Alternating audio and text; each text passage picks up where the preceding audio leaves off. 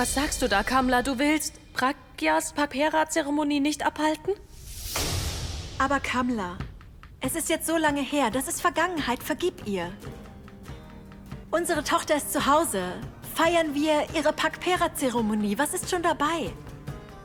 Kamla, was sagst du da? Ich habe Pragya mit deiner Erlaubnis hierher gebracht. Ja, Kamla. Alles läuft doch so, wie du es wolltest. Warum weigerst du dich, es jetzt zu tun? Denkt ihr denn wirklich, dass alles, was passiert ist, nach nur ein paar Tagen vergessen wäre? Pragya ist davongelaufen und hat Schande über meine Familie und mein Dorf gebracht. Wenn ihr es nicht mehr wisst, erinnere ich euch dran. Ich habe vor dem Dorfrat und dem ganzen Dorf verkündet, dass meine Tochter für mich gestorben ist. Und zwar bis in alle Ewigkeit. Kailash ist für seine Prinzipien bekannt. Und dass er immer zu seinem Wort steht. Und dieses Wort wird er nicht brechen. Wisst ihr was? Vergessen wir das.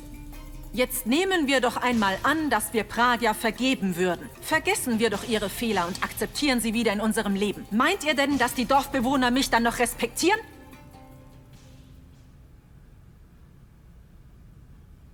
Hört zu. Ich stimme Kamla absolut zu. Wir werden den Schwur auf keinen Fall brechen. Pragya hat keinen Platz mehr in diesem Haus.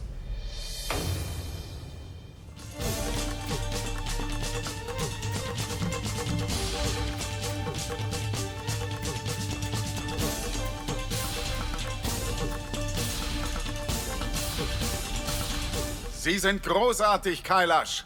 Sie haben heute allen bewiesen, dass Sie ein Mann sind, der auch zu seinem Wort steht. Solche Männer sind schwer zu finden. Heutzutage brechen Menschen ihr Wort bei der ersten Gelegenheit, die sie kriegen.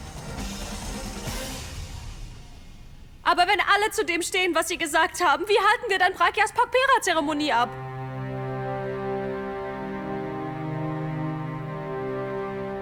Es gibt einen Weg, wie wir Pragyas Zeremonie abhalten können.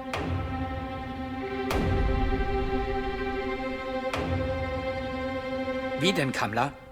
Sieh mal. Pragya ist nicht nur allein meine Tochter. Sie ist die Tochter des gesamten Dorfes. Sie hat nicht nur Schande über mich gebracht, sondern über die ganze Gemeinschaft. Also muss sie nun zu jedem Haus im Dorf gehen und sich bei allen Leuten entschuldigen. Wenn alle Bewohner im Dorf ihr vergeben, dann werden auch Kailash und ich ihr vergeben. Und dann kann sie uns wieder besuchen kommen. Das ist der einzige Weg, wie sie es wieder gut machen kann.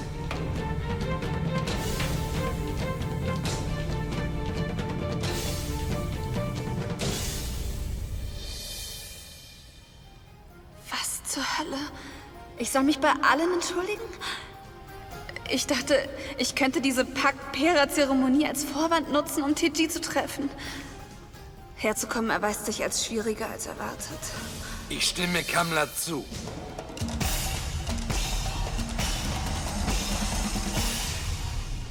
Kailash, wie kannst du sagen, dass Kamla recht hat?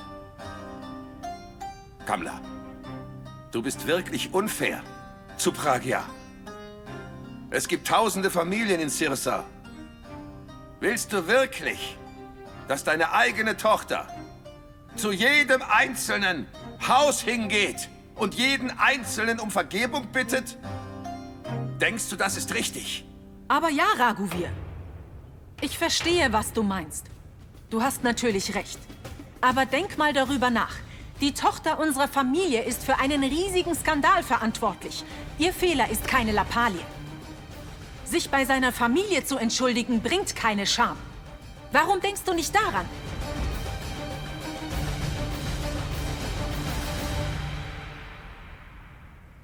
Sehen Sie, es gibt nur eine Lösung.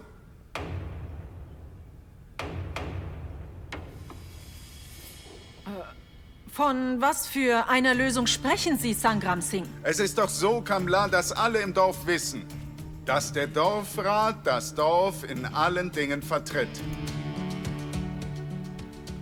Fast alle Mitglieder des Dorfrates sind heute hier anwesend.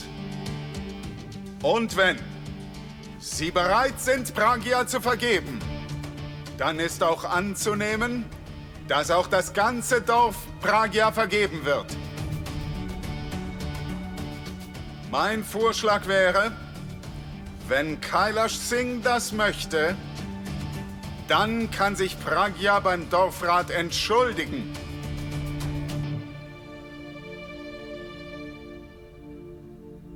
Das hört sich gut an, Kamla. Ich möchte die ehrenwerten Mitglieder des Dorfrats fragen, ob sie Sangram Singhs Vorschlag annehmen. Wenn sie alle meiner Tochter vergeben, dann kann ich über alles Weitere nachdenken.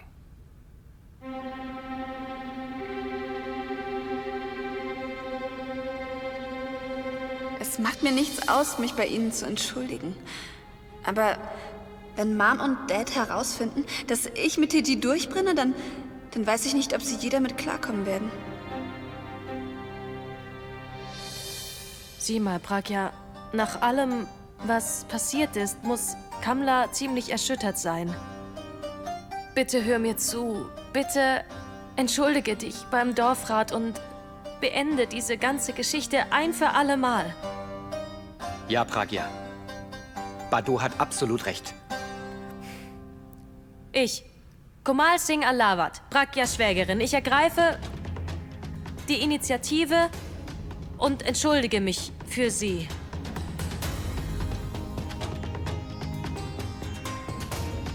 Ich möchte Sie alle inständig bitten, meiner Cousine zu vergeben. Laka, du musst sie nicht darum bitten. Ich entschuldige mich selbst, wenn es Ihnen recht ist. Also, Sie haben alle alles gehört und verstanden. Ich bin der Meinung, dass wir Pragya nun vergeben sollten. Sagen Sie mir, was denken Sie?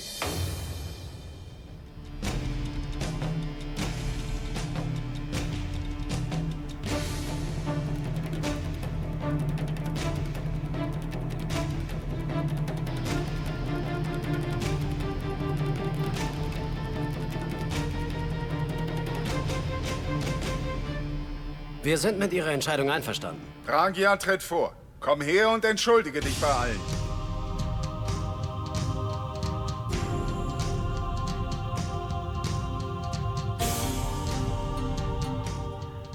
Ich vergebe dir, Pragya.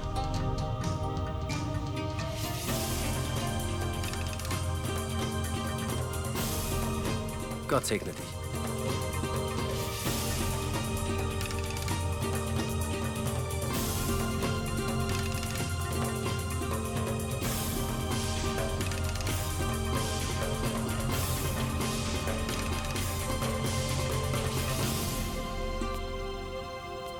Sangram Singh, wir sind einverstanden und haben Pragya vergeben.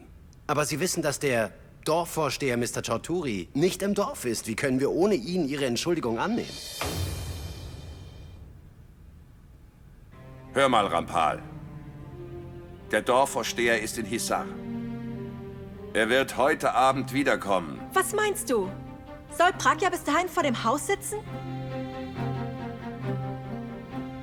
Malati, warum sollte Pragya vor dem Haus sitzen? Alle haben ihr vergeben. Wenn der Dorfvorsteher aus Hisar kommt, wird sie sich auch bei ihm entschuldigen. Habe ich nicht recht? Komal hat vollkommen recht. Wenn ihr wollt, dann gehe ich zu Mr. Chaudhuris Haus und entschuldige mich, sobald er wieder da ist. Also, wir alle haben Pragya vergeben.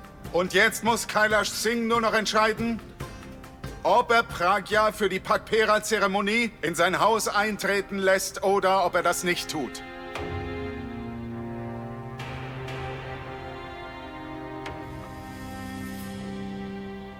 Also sagen Sie, Kailash Singh, wie haben Sie sich entschieden?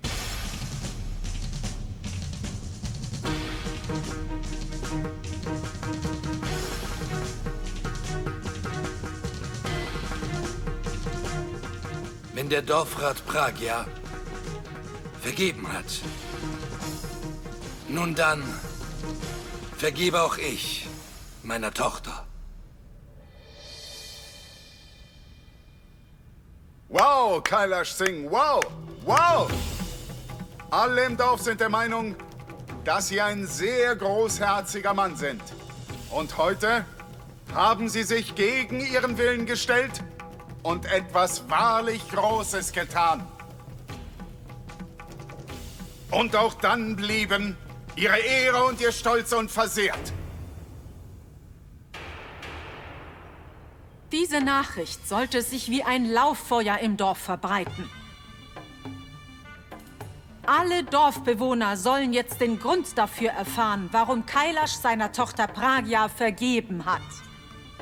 Kailash ist ein gütiger und großzügiger Mann. Und alle Bewohner des Dorfes sollten das erfahren. Wie Sie wollen, Kamla.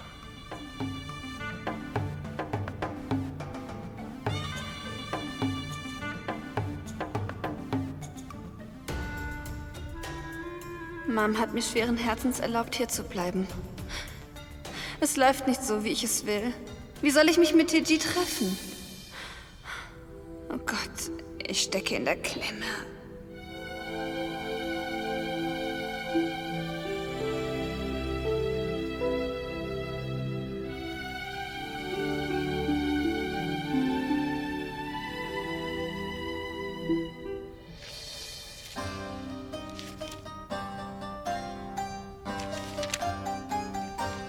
Lucky, ich bin heute sehr glücklich. Alle haben Pragya akzeptiert. Sie ist in diesem Haus wieder willkommen. Ist das nicht schön? Ja, Bado. Und mit Gottes Gnade wird alles gut. Ich wünsche mir nur noch eines. Ich hoffe, dass Pragya es schafft, die Spannungen zwischen Lucky und Rana zu lösen.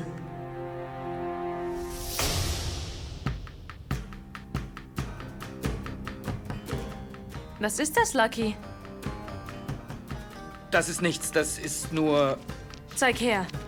Das sind deine Ergebnisse, oder? Ja, das sind meine Ergebnisse. Gib sie her. Nein, lass sie mich mal sehen.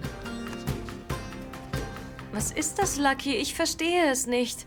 Du bist schwer verletzt, oder? Du kannst in dem Zustand nicht um den Ironman von Haryana-Titel kämpfen. Mir ist nichts passiert. Aber wenn du so weiterredest, dann passiert mir noch was. Sag mir die Wahrheit. Verheimlichst du etwas vor mir? Was ist passiert? Bado, mir ist nichts passiert. Ich flehe dich an, mir die Wahrheit zu sagen. Es ist wirklich nicht so schlimm, wie du befürchtest. Der Arzt hat gesagt, dass es eine innere Verletzung ist und dass ich fit genug bin, um zu kämpfen. Ich muss nur aufpassen, dass ich dort keinen Schlag abbekomme. Du lügst mich nicht an, oder, Lucky? Meinst du, ich würde dich anlügen? Gut, ich hab die Wahrheit gesagt. Bist du zufrieden? Geht es dir gut? Ja. Aber ich will nicht, dass du arbeitest. Ich erledige alles. Wenn du etwas brauchst, dann sag einfach Bescheid, okay? Jetzt leg dich bitte hin. Ich bring dir eine heiße Kompresse. Bado, ich will nichts. Ich will einfach nur meine Ruhe haben. Kannst du mir die geben? Okay. Wenn es das ist, was du willst.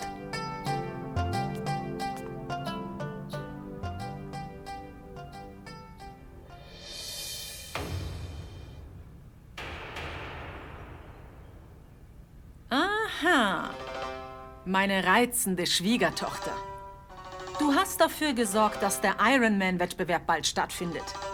Ich muss sagen, ich bin beeindruckt. In letzter Zeit triffst du tatsächlich häufig ins Schwarze. Aber Kamla, jetzt vergiss das doch mal. Ich bin von deinem Schachzug beeindruckt. Du bist richtig gut darin, 2 Fliegen mit einer Klappe zu schlagen. An dem Tag, an dem Pragya als davongelaufene Braut erklärt wurde, ist sie für mich gestorben. Sie hat ihren Platz in diesem Haus und in meinem Herzen verloren, als sie beschlossen hat, wegzulaufen. Ich mache dieses Drama nur, um Kailashs Ruf in der Gemeinschaft zu verbessern. Ich will, dass er die meisten Stimmen bekommt. Ich habe nur nach einer Chance gesucht, meinen Plan in die Tat umzusetzen. Und Gott hat mir endlich die Chance gegeben, als du von Pragyas Pakpera-Zeremonie erzählt hast. Ich will nur meine Mission erfüllen. Und jetzt will ich, dass du Pragyas Pakpera-Zeremonie austrägst und sie wieder zurückschickst. Ich liebe dieses Mädchen nicht mehr. Sie ist mir wirklich sowas von egal. Sie ist für mich ein für allemal gestorben.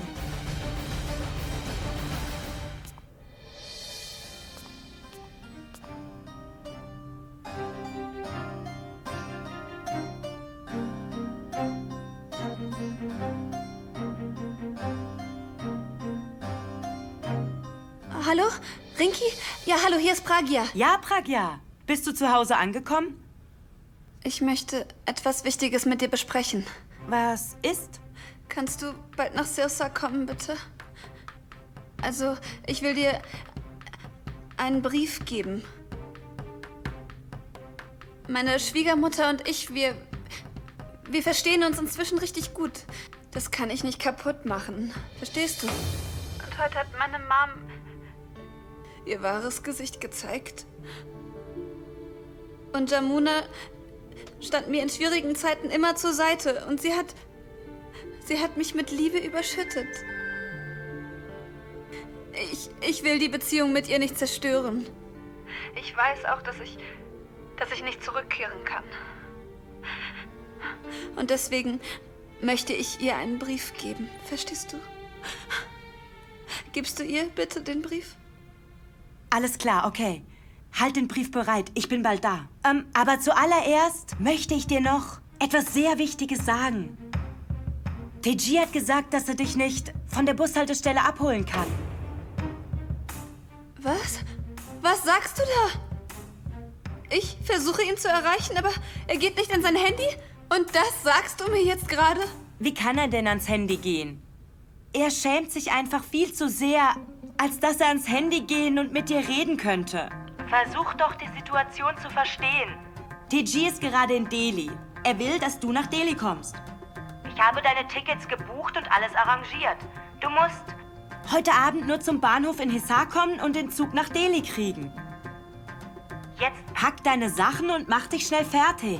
Rinki, du hast bereits mein Ticket gebucht? Ja, immerhin bin ich deine Freundin. Schreib du in der Zeit einfach den Brief und ich hole ihn später ab. Du bist wirklich eine gute Freundin, danke. Und mach dir keine Sorgen. Ich werde ganz schnell verschwinden und ich werde ganz sicher rechtzeitig da sein. Sehr gut.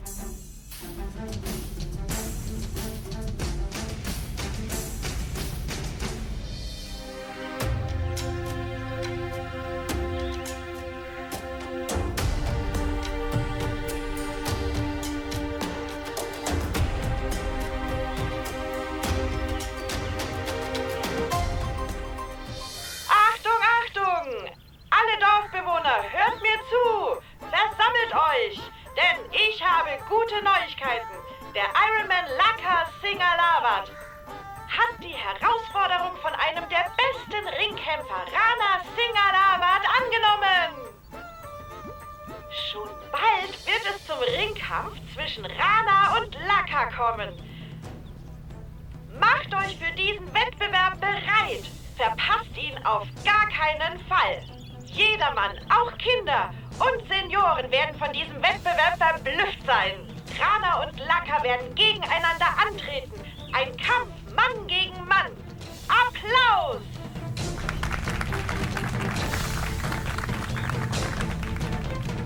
Oh Gott! Rana ist Lakas Cousin. Und doch fordert er ihn zu einem Kampf heraus. Das ist ja der Wahnsinn. Ich bin sicher, Laka wird gewinnen. Hey, unterschätzt bitte mal Rana nicht. Dieses Mal werde ich Rana die Daumen drücken. Siehst du nicht, wie sein Vater den Mut aufgebracht hat und mit der Erlaubnis des Dorfrats seine Tochter zurück nach Hause gebracht hat? Bei der Wahl werde ich für Kailash Alawat stimmen. Und bei diesem Ringkampf werde ich auf jeden Fall Rana anfeuern. Egal, was du sagst. Ich bin sicher, Laka wird gewinnen. Rana wird gewinnen. Laka wird gewinnen. Rana wird gewinnen. Laka wird Habt ihr gewinnen. das gehört? Freunde, habt ihr das gesehen? Seid bereit für den interessantesten Ringkampf aller Zeiten. Applaus für die beiden. Applaus!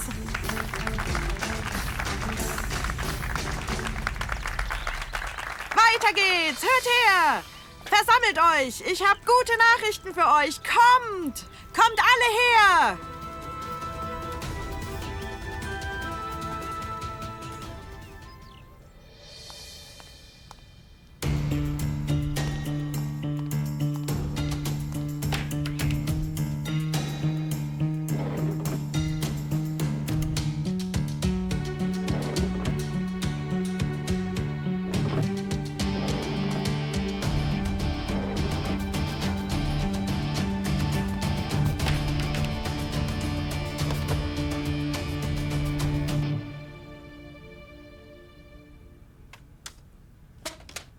Es ist nicht hier. Weiß Gott, wo...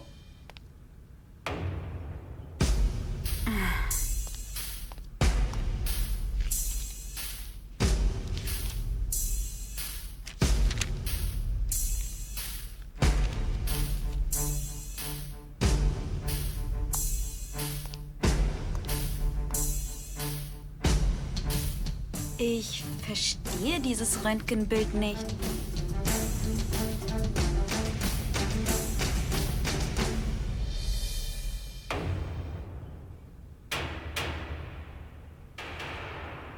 Pinky?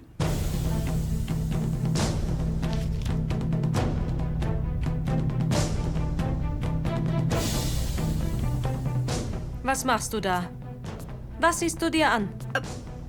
Bado, ich hab nichts gemacht. Ich hab nur... Ich wollte zu dir gehen. Hör auf, mich anzulügen. Ich weiß, dass du nach Luckys Ergebnissen gesucht hast. Okay, Bado. Dann werde ich dich nicht anlügen. Ich werde dir hier und jetzt die Wahrheit sagen. Ja, ich bin hier, um nach Luckys Ergebnissen zu suchen. Weil ich wissen will, wie schlimm die Verletzung ist. Wie kannst du so tief sinken, Pinky? Ich verstehe nicht, unter welchen Umständen du so einen miesen Schritt gehen musst. Du wendest doch unfaire Mittel an. Nein, Bado. Ich mache hier doch nichts falsch. Ich erfülle natürlich nur meine Pflicht. Wirklich? Die Pflicht keiner Ehefrau verlangt, dass sie jemandes Schwäche zu ihrem Vorteil ausnutzt. Sag schon, findest du das so richtig? In der Liebe und im Krieg ist alles erlaubt.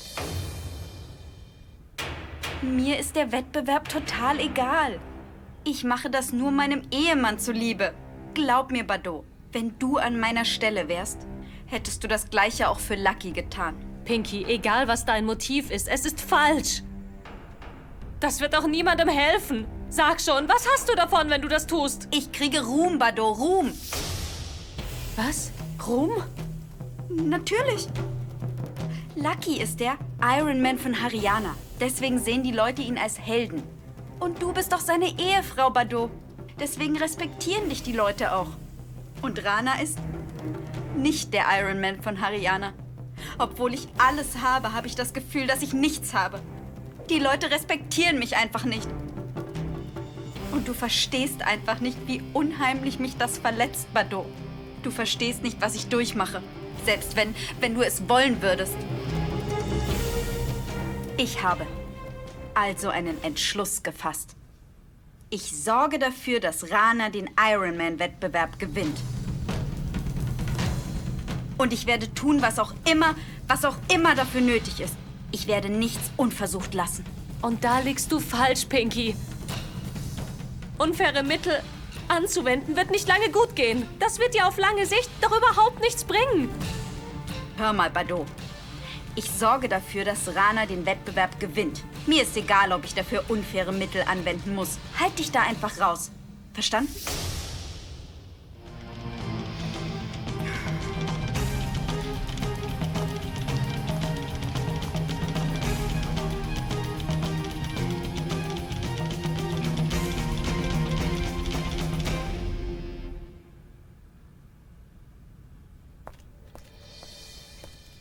Du bist zurück. Sag mir, Lucky, hat deine Schulter beim Ringen weh getan? Mir geht es gut. Schlag ein. Hä? Du bewegst deine verletzte Schulter? Ich schlag nicht mit dir ein. Ich hab gesagt, schlag ein. Lucky! Vorsicht. Es tut nicht mehr weh. Mir geht es heute schon viel besser. Ich habe heute mit Som im Ring gekämpft. Mir geht es heute wirklich besser. Das ist wirklich toll, Lucky.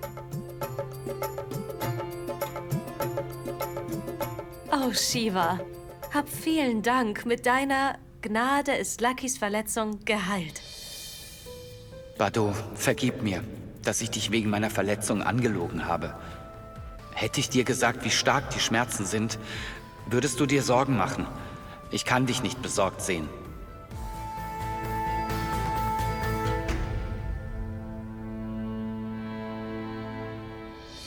Pragya, hat dich jemand gesehen? Nein. Hast du mein Ticket? Ja, warte. Bitte. Das ist dein Ticket. Jetzt gib mir den Brief. Ja. Gib ihr den Brief nicht heute, ja? Gib ihn ihr morgen früh, okay? Was treibt Rinki da mit Pragya?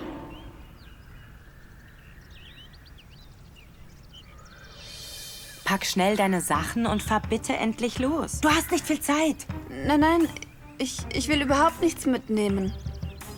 Ich will mein Leben mit Teji neu beginnen. Ich will so schnell wie möglich von hier abhauen. Versteh mich doch. Rinki?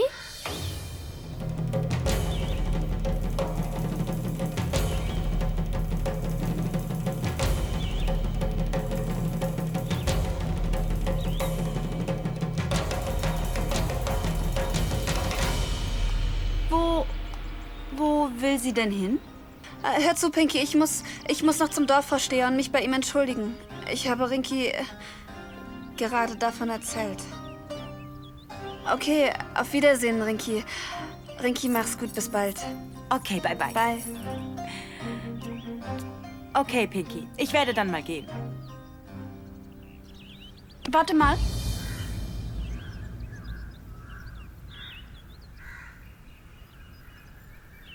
Du bist also auf einmal in Sirsa und dann auch noch, um Pragya zu treffen? Und nun fährst du wieder? Was ist denn los? Rinki, ich kenne euch beide sehr gut, das weißt du doch. Wag es ja nicht, etwas vor mir zu verheimlichen. Wenn ich es dir sage, darf Pragya nicht das Haus verlassen. Und Payal wird mich fertig machen. Ich muss mir eine Ausrede ausdenken. Um die Konsequenzen kümmere ich mich später. Ah, hey, Pinky, es ist nichts. Du denkst einfach mal wieder viel zu viel nach. Erklär mir doch mal, warum du immer so negativ sein musst. Du bist wegen allem immer so argwöhnisch. Ich werde jetzt gehen. Hm?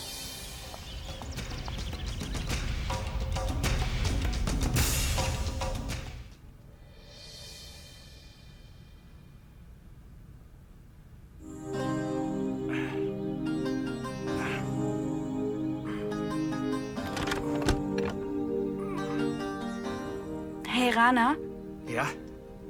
Ich möchte etwas sehr Wichtiges mit dir besprechen. Was ist los, Pinky? Sag es mir. Weißt du, Laka ist verletzt.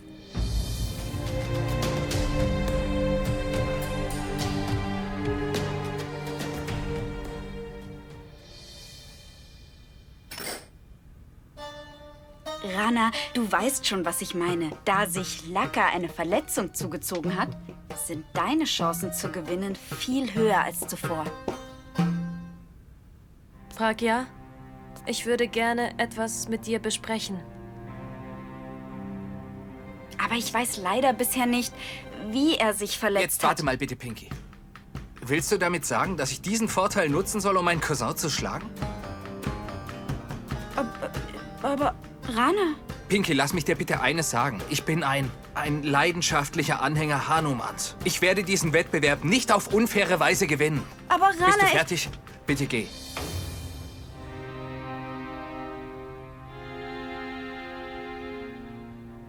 Tut mir leid, Badu, aber ich kann deinen Wunsch nicht erfüllen. Tut mir leid. Also, willst du, dass Lucky und Rana gegeneinander antreten? Weißt du überhaupt, warum der Kampf ausgetragen wird? Rana und Laka sind doch beide älter als ich. Also werden sie darüber nachgedacht haben, bevor sie sich entschieden haben. Zwing mich nicht, mich in ihre Angelegenheiten einzumischen. Und es wäre besser, wenn du mich nicht mehr in Familienangelegenheiten reinziehst. Ich will nicht, dass meine Familie noch mehr gedemütigt wird. Und jetzt geh bitte. Jetzt habe ich nichts mehr mit dieser Familie zu tun. Ich will so schnell wie möglich hier weg. Sie können tun, was sie wollen. Es ist mir egal.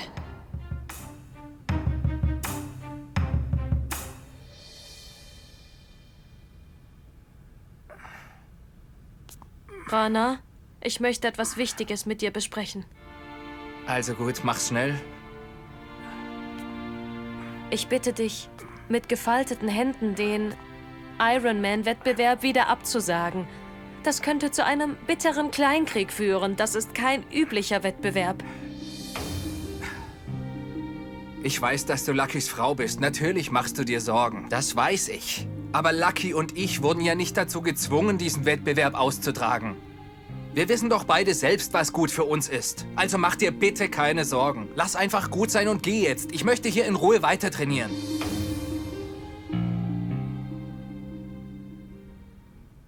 Wenn du das verstehen würdest, Rana, hättest du nie diesen Schritt getan.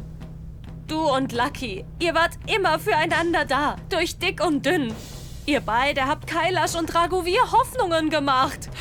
Und jetzt möchtest du ihre Träume zerstören. Lucky ist verletzt. Rana, dieser Wettbewerb wird niemandem zugutekommen. Er wird für Differenzen innerhalb der Familie sorgen, weil deine Absichten nicht gut sind. Willst du wirklich gegen einen verletzten Ringkämpfer antreten? Rana, du bist ein Anhänger Hanumans. Ich bitte dich, bitte sag diesen Wettbewerb ab. Wenn du nicht zurücktrittst, dann wird Lucky auch nicht zurücktreten, obwohl er verletzt ist. Hör auf, es reicht jetzt wirklich, Bado, es reicht. Bist du fertig? Hör auf, mir Vorträge zu halten. Ich weiß sehr wohl, was ich tun muss und was nicht. Rana, der Priester will mit dir sprechen. Ja, Mom.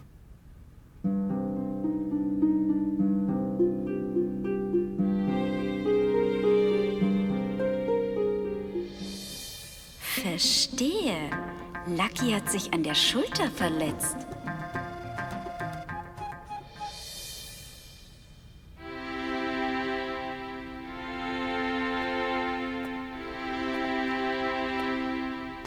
Rana, komm her. Berühre seine Füße, um dir seinen Segen zu holen, mein Sohn.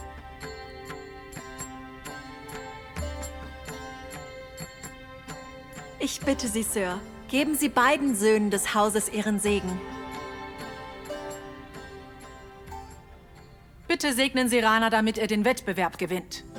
Tut mir leid, Kamla, aber ich kann nicht nur einem von den beiden meinen Segen geben. Denn die beiden sind für mich gleich. Ich hoffe, du verstehst das. Derjenige, der sein Bestes geben wird, gewinnt den Wettbewerb. Ja, da gebe ich Ihnen vollkommen recht. Kann ich Ihnen etwas zu trinken anbieten? Nein, nein, danke. Ich muss noch zum Tempel auf den Hügel. Das ist ein sehr langer Weg bergauf. Sie wissen ja, dass ich jedes Jahr dorthin gehe, um Buße zu tun. Dieses Jahr werde ich 3 ganze Tage lang dort Buße tun. Bitte beten Sie auch in unserem Namen zu Gott. Sir, ich habe gehört, wenn jemand im Tempel auf dem Hügel ein Licht anzündet, dann wird sein Wunsch auch in Erfüllung gehen. Ja, Kamla, aber es ist nicht einfach, dorthin zu gehen und ein Licht anzuzünden. Deswegen gehen kaum Menschen dorthin. Jetzt muss ich aber wirklich los. Auf Wiedersehen. Auf Wiedersehen, Sir. Auf Wiedersehen. Der Tempel auf dem Hügel.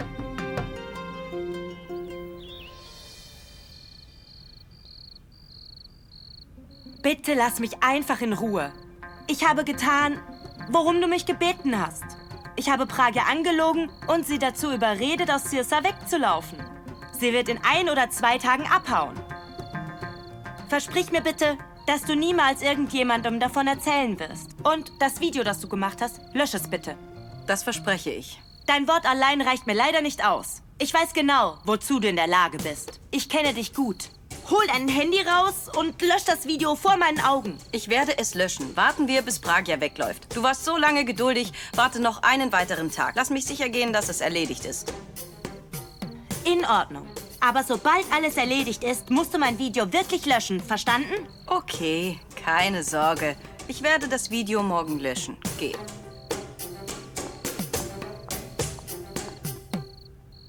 Ich kann es kaum erwarten. Morgen werde ich der Alavat-Familie diesen Brief zeigen. Und damit verweise ich sie auf ihren Platz. Dann lernen sie, was sie davon haben, mich zu demütigen.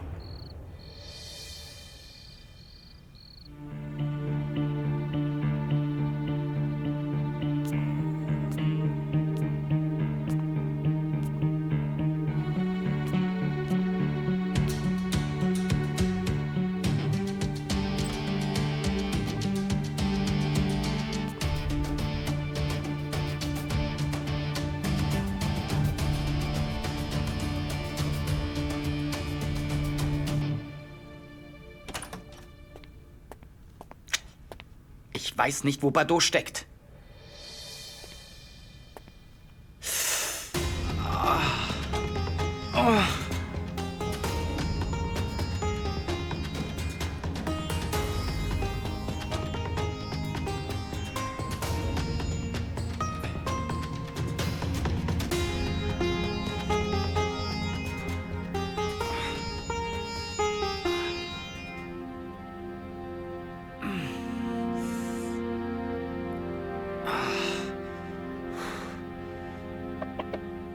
Pragya? Dein Essen. Pragya ist ja gar nicht hier. Pinky, hör mal, hast du Pragya irgendwo gesehen? Nein. Sie hat mir gesagt, dass sie zum Dorfvorsteher will, um sich bei ihm zu entschuldigen, wenn er wieder da ist. Sie muss bei ihm sein.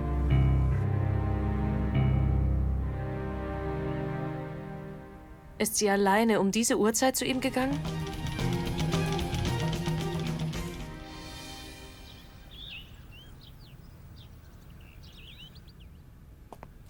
Sag mal, Laka, trainierst du ordentlich? Natürlich, Dad. Okay, kommen Sie einfach vorbei. Dad, der Nachrichtensender hat angerufen. Sie wollen wegen dem Ironman von Haryana-Kampf eine Pressekonferenz einberufen. Ich habe gesagt, Sie können heute Abend einfach vorbeikommen. Aber wie hat die Presse denn von diesem Wettkampf erfahren? Das kann ich dir sagen. Payals Mutter ist eine richtige Tratsch-Tante. Sie muss es von den Dächern geschrien haben, dass der Ironman von Haryana-Kampf stattfinden wird. Wer sonst hätte das tun können? Aber ich denke, das ist gut. Beide Jungs kriegen so kostenlose Werbung. Jetzt werden beide Söhne der Familie im Fernsehen sein, oder, Rana? Ja, Mom. Hey, Jamuna!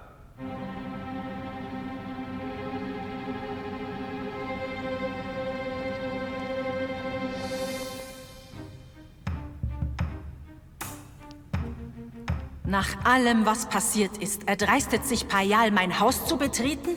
Und das auch noch zu so einer Zeit. Diese armen Leute werden es nie lernen, oder? Willkommen. Hallo. Hallo, Raghuveer.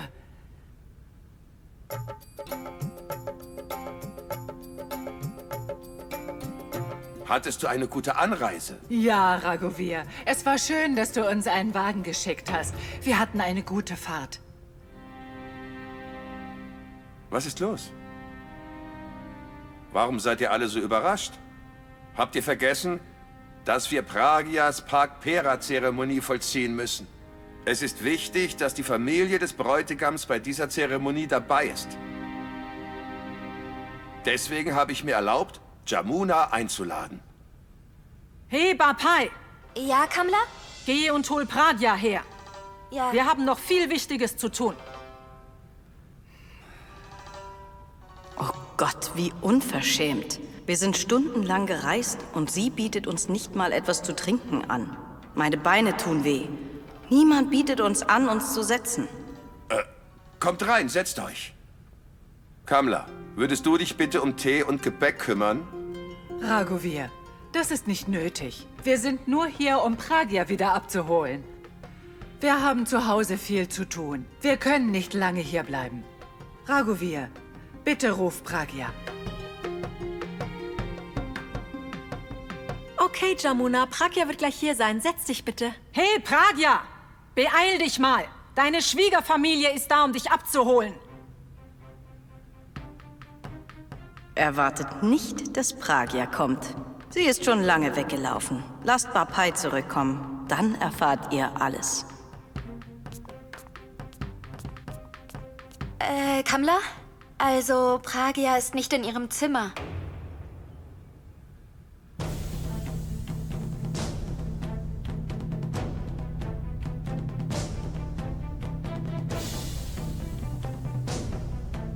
Sie ist nicht da?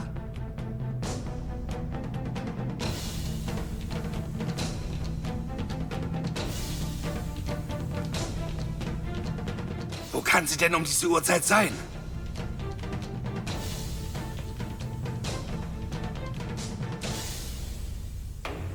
Pragya ist hier.